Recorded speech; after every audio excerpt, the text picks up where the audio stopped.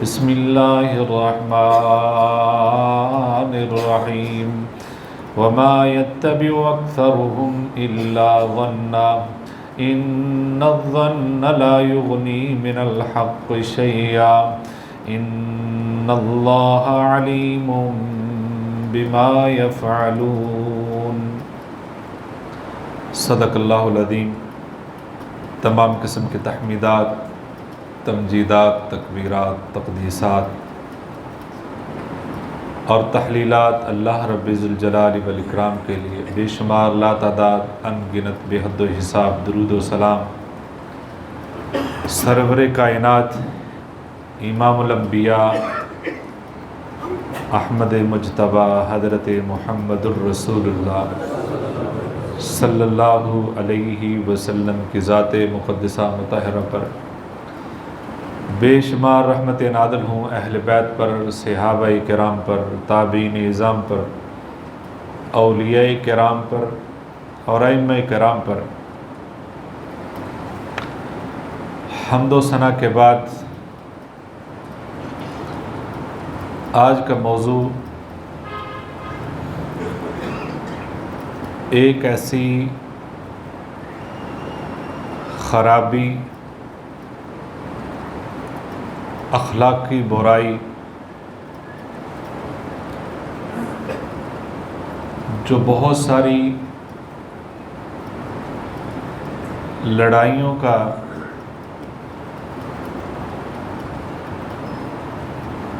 قتل و غارت کا، خاندانوں کے ٹوٹنے کا، بڑے بڑی شخصیات ان کے تعلقات خراب ہونے کا،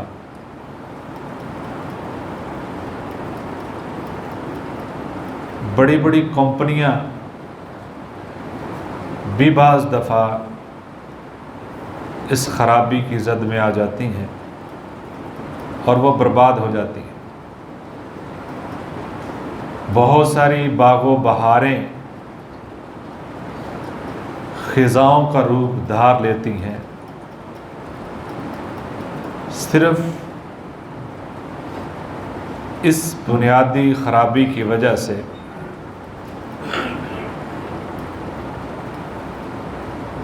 اور وہ ہے غلط فہمی، غلط سمجھ لینا،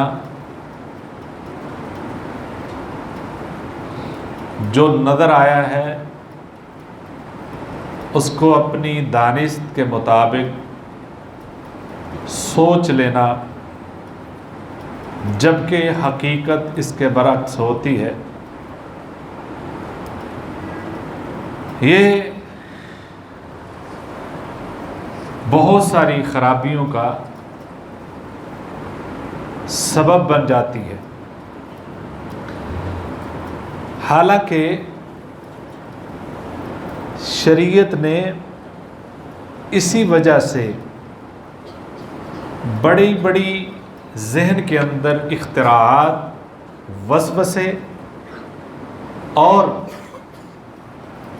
سوچ کے اندر بڑی بڑی ایسی باتیں آ جاتی ہیں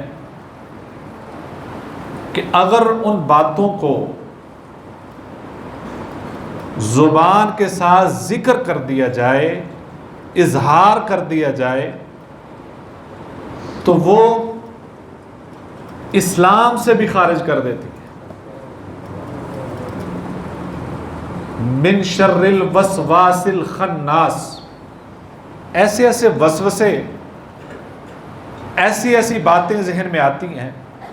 حدیث میں آتا ہے کہ شیطان انسان کو اس طرح ان سوچوں کے پیچھے لگا دیتا ہے حتیٰ کہ وہ اللہ کی ذات تک پہنچا دیتا ہے کہ یہ زمین کیسے بنی، زمین سے پہلے کیا تھا، آسمان اور زمین نہیں تھے اس سے پہلے کیا تھا، اللہ کب سے ہے، نعوذ باللہ وہاں تک پہنچا دیتا ہے۔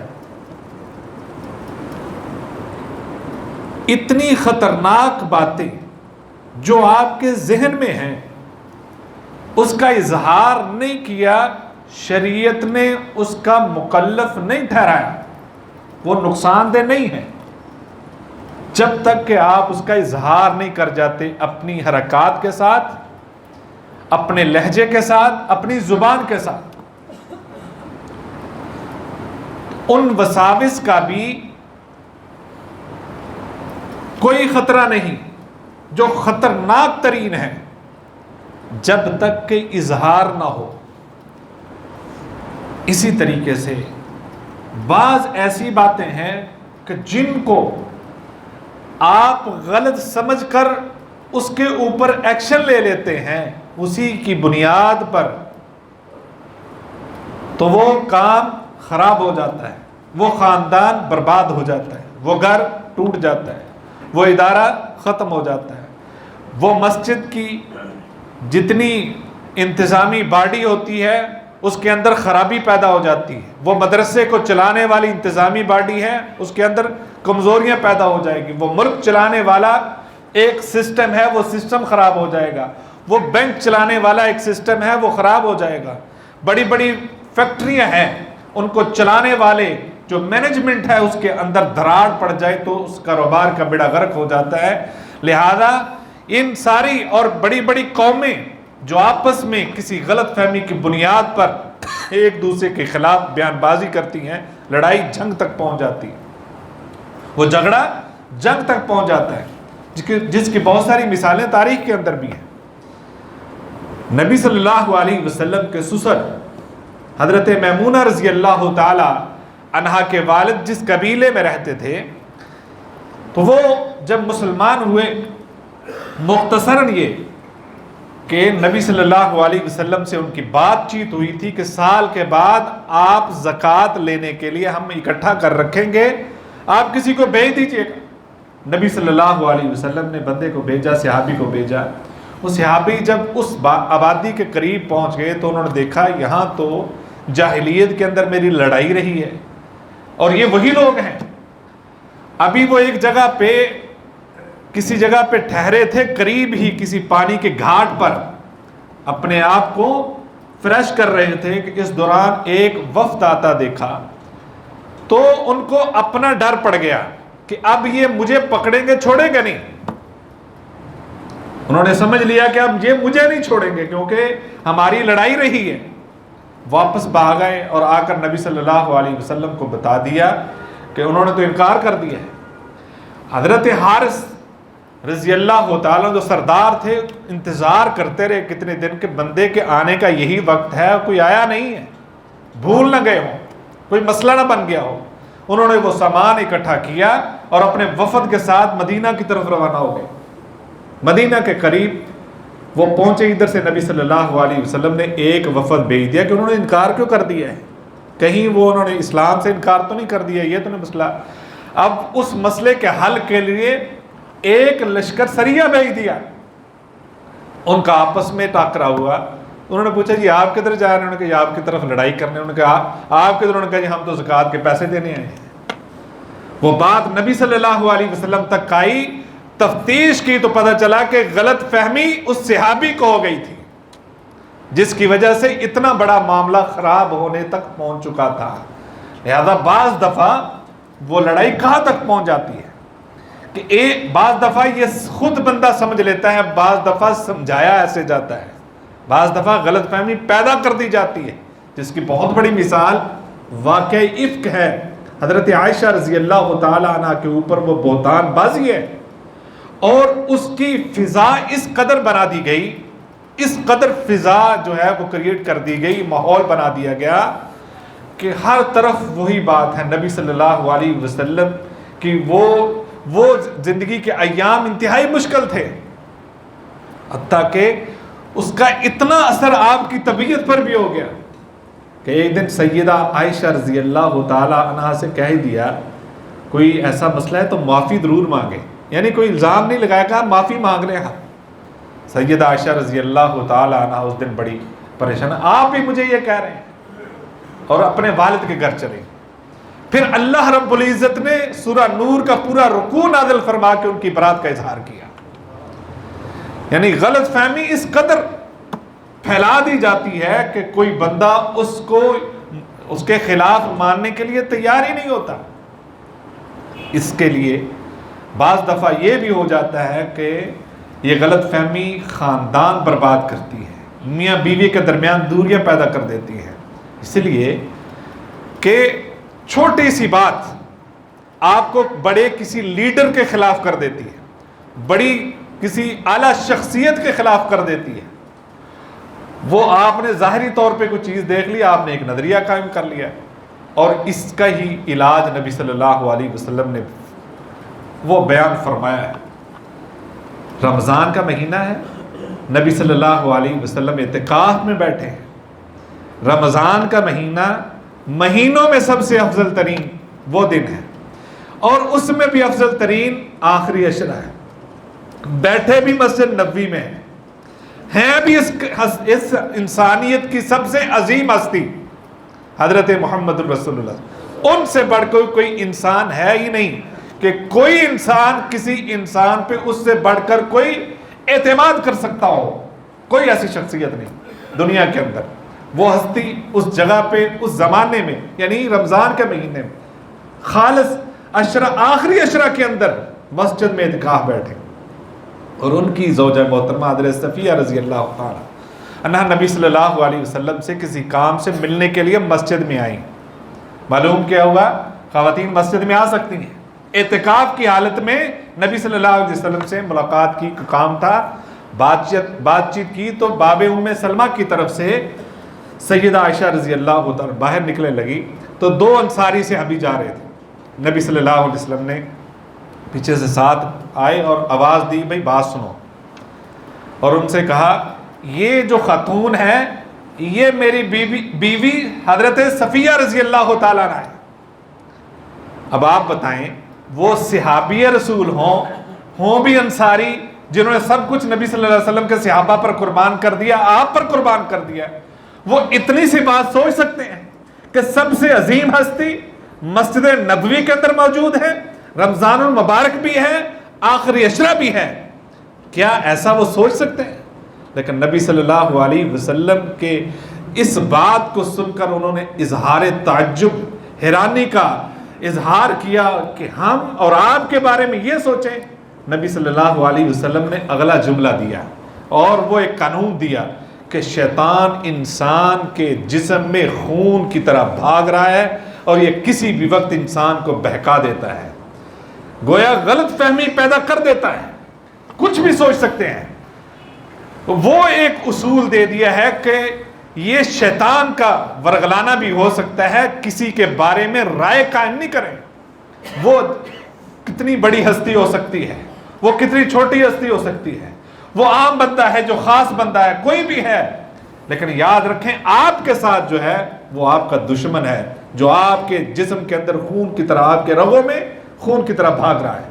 اس لیے کسی کے بارے میں رائے قائم کرنے سے پہلے یہ ضرور سوچیں، اور اتنا بڑا اصول دے دیا۔ بعض دفعہ ایک غلط فہمی، یہ اصل میں غلط فہمی کو انگلش میں کہیں گے تو کیا کہتے ہیں جی؟ مس انڈرسٹینڈنگ۔ یہ مس انڈرسٹینڈنگ جو ہے یہ سب سے زیادہ مسٹر اینڈ مسز کے درمیان آتی ہے۔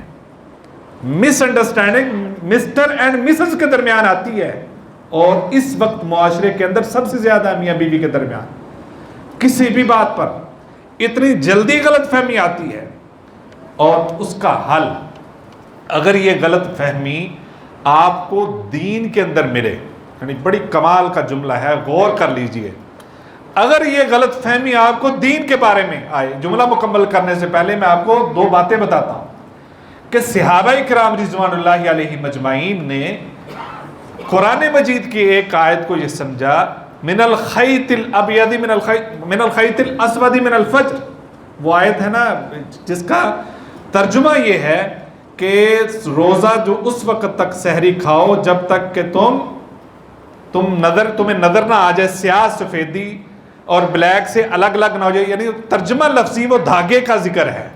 اب صحابہ نے اس آیت کو کیا سمجھا کہ یہ کالا دھاگا اور سفید دھاگے کی بات ہے، انہوں نے انگوٹھے پہ کالا دھاگا اور سفید دھاگا باندھ لیا، جب یہ نظر آئے گا تو تب تک کھانا ہے۔ اور صبح انہوں کو نبی صلی اللہ علیہ وسلم کو پتہ چلا تو نبی صلی اللہ علیہ وسلم نے فرمایا اس سے مراد دھاگا نہیں ہے، اس سے مراد آسمان کے اوپر چلنے والی وہ روشنی ہے، وہ مراد ہے۔ تو قرآن مجید کی آیت سمجھنے میں صحابہ کو بھی غلط فہمی ہو گئی۔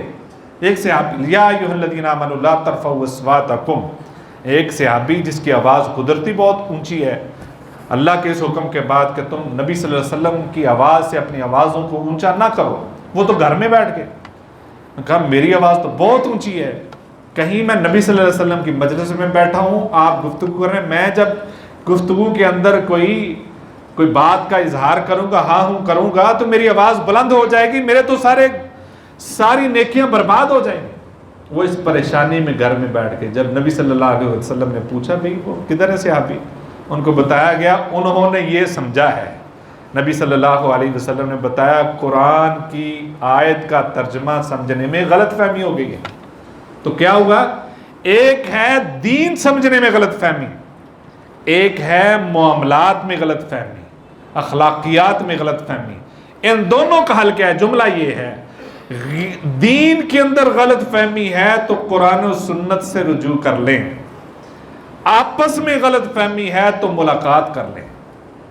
آپس میں غلط فہمی ہے، بھائیوں کے درمیان ہے، دوست و احباب کے درمیان ہے، خاندانوں کے درمیان میں ہے، اس بارے میں آپ گفتگو کریں، بھئی ایسا ہوا ہے تو کیوں ہوا ہے، یہ مجھے ایسے لگا ہے، کیا ایسا ہی ہے؟ کنفرمیشن تو کریں، اس سے ڈسکس تو کریں، اس سے گفتگو کریں۔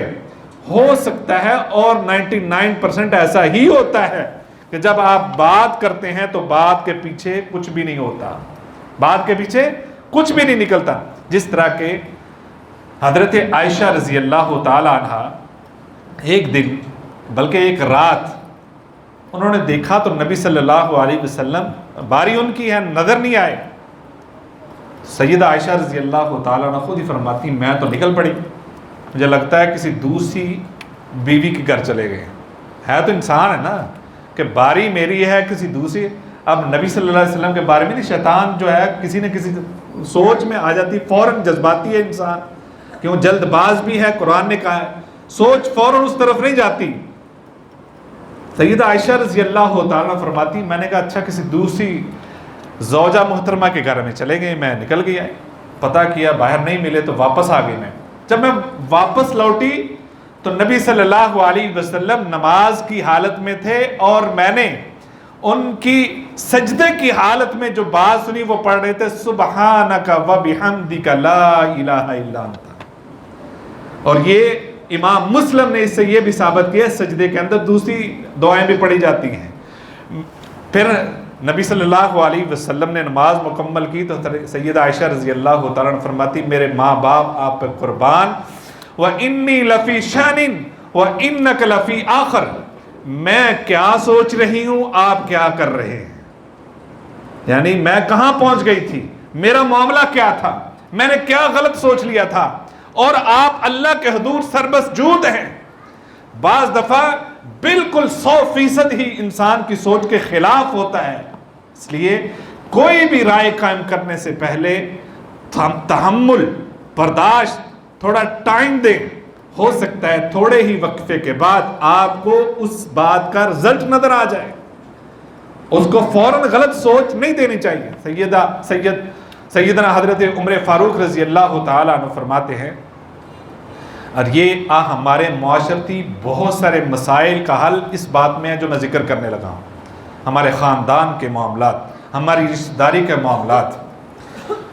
ان کی بیٹی سیدہ حفصہ رضی اللہ تعالیٰ عنہ یہ بیوہ ہو جاتی ہیں، تو حضرت عمر فاروق رضی اللہ تعالیٰ عنہ خود جاتے ہیں حضرت عثمان غنی رضی اللہ تعالیٰ عنہ، ان سے خود کہا میری بیٹی سے آپ شادی کر لیں۔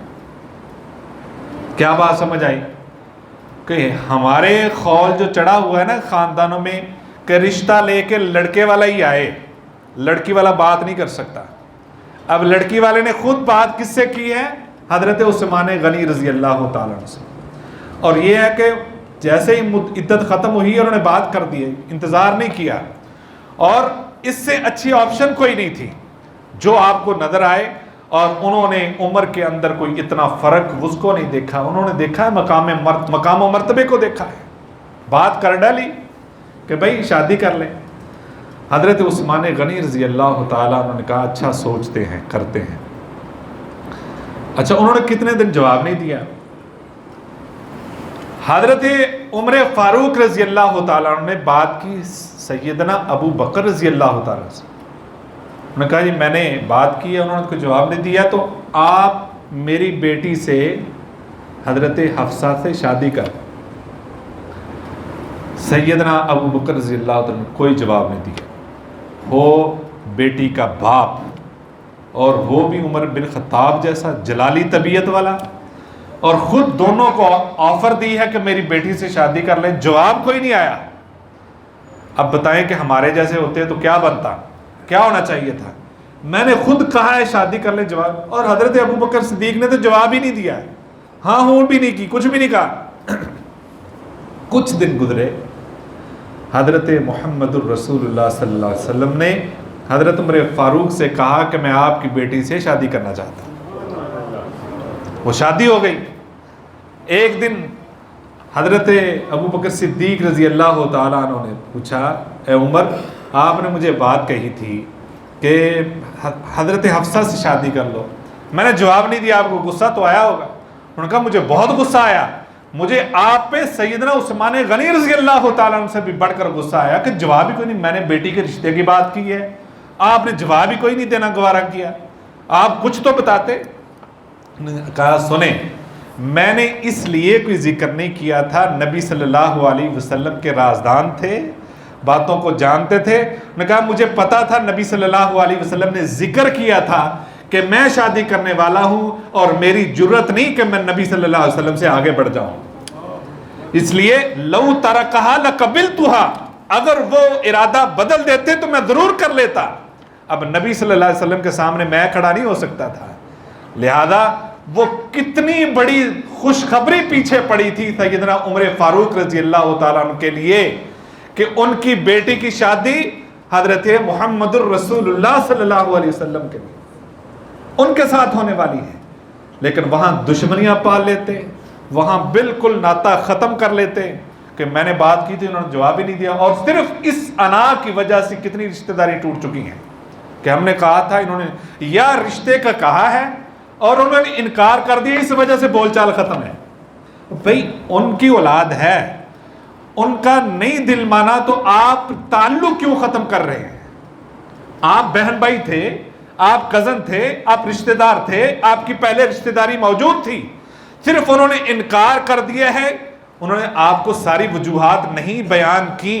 ہو سکتا ہے کوئی ایسی وجہ ہو جس وجہ سے انہوں نے انکار کر دیا ہے، اور آپ نے ان کے خلاف جو ہے اتنا بڑا محاذ کھڑا کر دیا کہ بول چال ہی ختم کر دی، زندگی بھر کے لیے ختم ہو گیا ہے۔ ایسا نبی صلی اللہ علیہ وسلم نے نہیں کیا، اور ایسا صحابہ نہیں کرتے تھے۔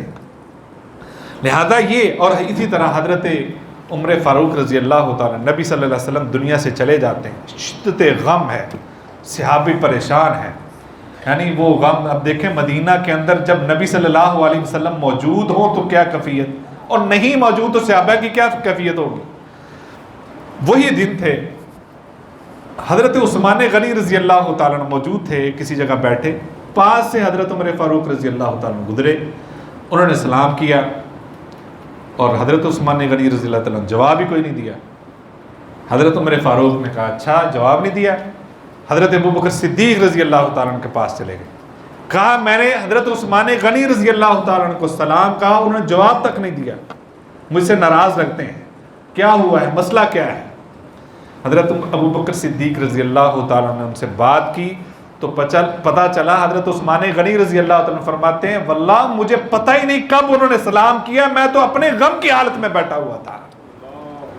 بعض دفعہ انسان اپنی پریشانی میں، اپنی سوچوں میں غم ہے، کوئی پاس سے گزر جاتا ہے، بعض دفعہ پتہ نہیں چلتا، اور کوئی بیٹھا اور جس نے سلام کیا ہے وہ تعلق ختم کر لے اور بڑی بڑی سوچ بنا لے اور غلط فہمی کا شکار ہو جائے کہ یہ مجھ سے ناراض ہے، کسی وجہ سے لڑ پڑا ہے، یہ بولنا نہیں چاہتا۔ اس طرح کی کوئی سوچ نہیں آنی چاہیے، پہلے اس کا پس منظر دیکھیں، اس کا سبب دیکھیں، کیا وجہ ہے، اور حضرت ابو بکر صدیق رضی اللہ تعالیٰ عنہ نے حضرت عمر فاروق رضی اللہ تعالیٰ عنہ کو بتایا کہ یہ ناراضگی کوئی نہیں ہے، وہ تو اپنی غم کی حالت میں بیٹھے تھے، انہیں پتہ ہی نہیں چلا۔ بعض دفعہ چیز سامنے نظر کچھ آتی ہے، کرتے کچھ ہیں۔ امام اوزائی رحمۃ اللہ علیہ یہ بڑے امام ہیں اور دین کے اوپر بہت سارا کام کیا، بہت ساری کتابیں موجود ہیں اور بہت بڑے متقی بھی تھے۔ ان کے گھر میں ایک ان کے رشتہ دار آتی ہیں، خاتون آتی ہیں، تو صبح دیکھا کہ ان کے مصلے کے اوپر پانی ہے، گیلا ہے، چاہے نماز گیلا ہے۔ انہوں نے ان کی اہلیہ سے کہا کہ بھئی خیال رکھا کرو کہ آپ کے شوہر وہ نیک آدمی ہے، انہوں نے نماز پڑھنی ہوتی ہے، آپ کے بچے جو ہیں ان کو اوپر ان کے جائے نماز کے اوپر پیشاب کر دیتے ہیں، ان کے جائے نماز کو دیکھو کہ وہ اتنا گیلا ہو چکا ہے، لہذا اپنے بچوں کو کنٹرول کریں۔ یعنی اس لہجے میں کہا، ان کی اہلیہ نے کہا تیری ماں تمہیں گم پائی، اس طرح کا لفظ بولا جو سختی میں بولتے ہیں کسی کو ڈانٹنے کے انداز۔ یہ مصلی تو روزانہ ہی اسی طرح بھیگا ہوتا ہے، لیکن پیشاب سے نہیں، امام اوزائی کے آنسوؤں سے بھیگا ہوتا ہے۔ وہ رات کو تہجد پڑھتے ہیں، یہ تو روزانہ کی کیفیت ہوتی ہے، لیکن آپ نے اس کو کتنا غلط رنگ دیا ہے، ایسا ممکن نہیں ہے۔ بعض دفعہ انسان کو ہینڈل کرنا پڑتا ہے۔ غلط فہمی ایسی خطرناک بیماری ہے کہ بڑے بڑے خاندانوں کو تباہ کر دیتی ہے۔ بعض لوگ ہمارے پاس آتے ہیں، اکثر یہ کہتے ہیں جی ہمیں حل بتائیں، ہم طلاق ہو گئی ہے، میں نے غصے میں طلاق دے دی۔ بھائی پہلی بات تو یہ کہ کوئی ہنس کر بھی طلاق دیتا ہے؟ وہ طلاق ہوتی ہی غصے میں ہے۔ تو آپ تو یہ اللہ نے آپ کو ایک کنٹرول دیا ہے، تو یہ سب سے زیادہ میں سمجھتا ہوں بزدلی ہے کہ آپ اس حق کو سب سے پہلے استعمال کر لیں کہ آپ کو اللہ نے حق دیا ہے کہ آپ طلاق دے سکتے ہیں۔ تو غصہ آیا فوراً طلاق کا لفظ آپ بول دیتے ہیں؟ نہیں، سوچیں، صبر کریں۔ ممکن ہے کہ جو آپ کے سامنے بات وہ ایسا نہیں ہے، آپ کو تھوڑے دیر کے بعد پتہ چل جائے مرچ زیادہ ہے، کم ہے، نمک کم ہے، زیادہ ہے، ممکن ہے نمک ہی ختم ہو گیا ہو، ممکن ہے کوئی غلطی سے پڑ گیا ہو، کچھ بھی ہو سکتا ہے۔ چھوٹی چھوٹی باتوں کی وجہ سے اتنا بڑا فیصلہ آپ کو آنے والی زندگی میں پریشان کر کے رکھ دیتا ہے۔ تو کیوں نہیں اس غلط فہمی کو کنٹرول کرتے ہوئے تھوڑا سا صبر کریں، آنے والا وقت آپ کو بتا دے۔ آخری بات، وہ میں نے ایک واقعہ پڑھا، ایک سونار تھا، وہ فوت ہو گیا، ظاہر بات ان کا کاروبار ایسا تھا، تو ان کے پاس ایک ہار تھا یا کوئی سونے کی چیز تھی۔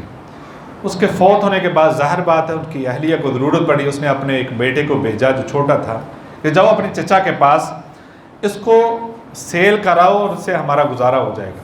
چچا نے اس ہار کو دیکھا، دیکھنے کے بعد کہا جاؤ اپنی امی سے کہو کہ یہ ابھی اس کی ریٹ اچھا نہیں لگے گا، اس کا بھاؤ اچھا نہیں لگے گا، آپ اس کو اپنے پاس رکھیں، ابھی جب اس کا ریٹ اچھا ہوگا پھر اس کو سیل کر دیں گے۔ وہ چلا گیا، اس نے جواب دے دیا، اور اس بچے کو اس نے وہ کام سکھایا، اور اس نے سارا جب کام سیکھ لیا تو پھر ایک دن اس نے کہا وہ جو ہار بیچنا تھا آپ نے وہ بیچ لو، اب ماحول ٹھیک ہے۔ وہ گھر جاتا ہے، وہ ایکسپرٹ ہو چکا ہے، گھر جا کر اس نے دیکھا اور دے کر وہ واپس آ گیا۔ چچا نے پوچھا بھائی وہ لے کر نہیں آئے ہار؟ اس نے کہا جی میں نے اس کو دیکھا ہے، وہ ہار سونے کا نہیں، وہ جعلی ہے، وہ ہار سونے کا نہیں، وہ جعلی ہے۔ تو اس نے کہا یہ میں نے اس وقت بھی دیکھ لیا تھا کہ یہ ہار سونے کا نہیں، جعلی ہے، لیکن اگر میں اس وقت آپ کو بتاتا یہ جعلی ہے، سونے کا نہیں، تو آپ نے، آپ کی والدہ نے سب سے پہلے یہ کہنا تھا ہمارے حالات اچھے نہیں ہیں اور ہمارے چچا نے ہمارے ساتھ ظلم کیا ہے، اور وہ اس نے کہا یہ ہار جعلی ہے، سونے کا نہیں ہے۔ بعض دانش مند جو ہے موقع کو اس طرح سنبھالتے ہیں۔ اب آپ اس کام کے ماہر ہیں، خود جب آپ نے دیکھ لیا ہے تو اب وہ غلط فہمی نہیں پڑے گی۔ بعض دفعہ ماحول ایسا ہوتا ہے، پیچھے سے پریشر معاشرے کا اس طرح کا ہوتا ہے، رشتہ اس طرح کا ہوتا ہے کہ صحیح بات بھی غلط لگتی ہے اور دانش مند لوگ اس بات کو سنبھال لیتے ہیں۔ لہذا یہ وہ بات بعض دفعہ انسان جو دیکھتا ہے وہ ہوتا نہیں ہے، اس کے بالکل خلاف ہوتا ہے۔ تو اس لیے انسان کو فوراً غلط فہمی کا شکار نہیں ہونا چاہیے۔ یہ غلط فہمی گھر اجاڑ دیتی ہے، گھر برباد کر دیتی ہے، خاندان تباہ کر دیتی ہے، ادارے تباہ کر دیتی ہے۔ سوچ سمجھ کر جو ہے کسی کے بارے میں رائے قائم کرنی چاہیے۔ واقعی